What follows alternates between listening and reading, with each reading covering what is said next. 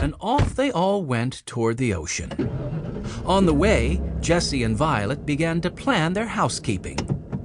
"We have to buy bread and bottles of milk," said Jessie. "Then we could live, even if we didn't have anything else to eat." "Here's a little book and a pen," said Mr. Alden, taking a small blue book from his pocket. "Write down the dishes we need," said Violet.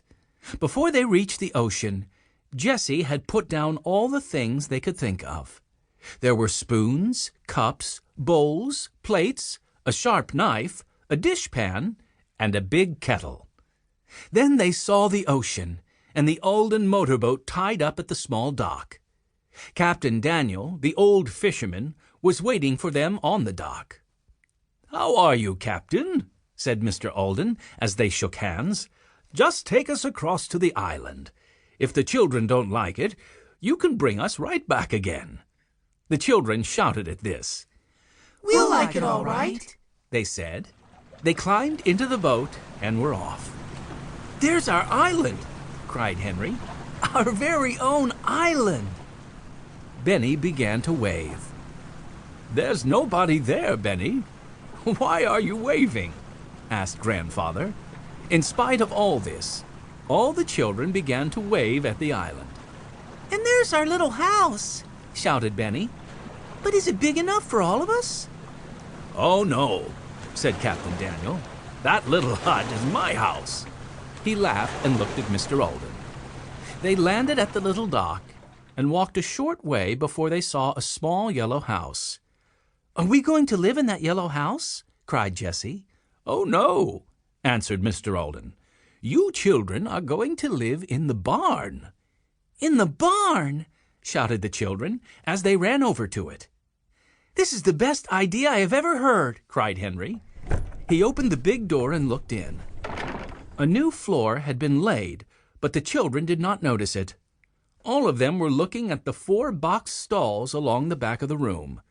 "Bedrooms!" cried Benny, pointing to the box stalls. "That's what they are," said Henry, opening one of the swinging doors to look in. Each stall had a large window and nothing else at all. "Let's bring down some straw for beds," said Henry, looking up the stairs. "We can cover the straw with blankets."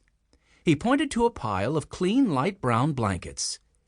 Jessie ran over to look at the little stove.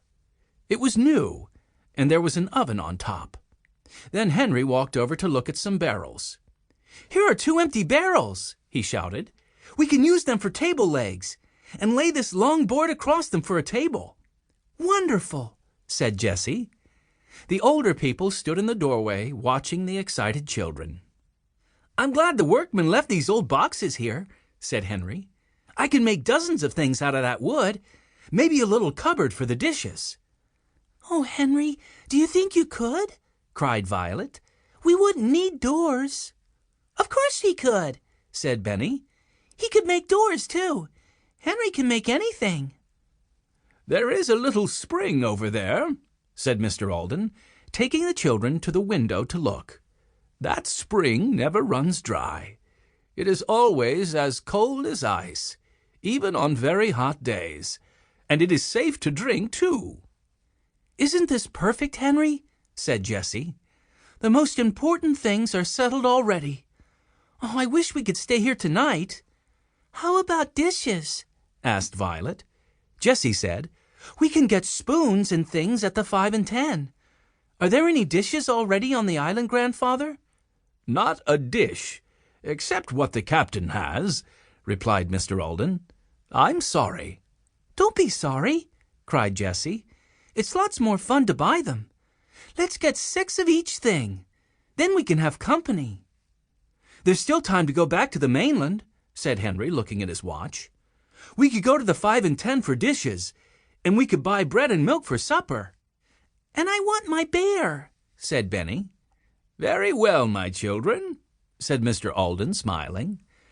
"You shall go back and get your things and stay here this very night."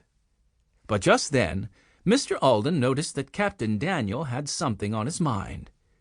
"Did you want something, Captain?" he asked. "Well, yes," replied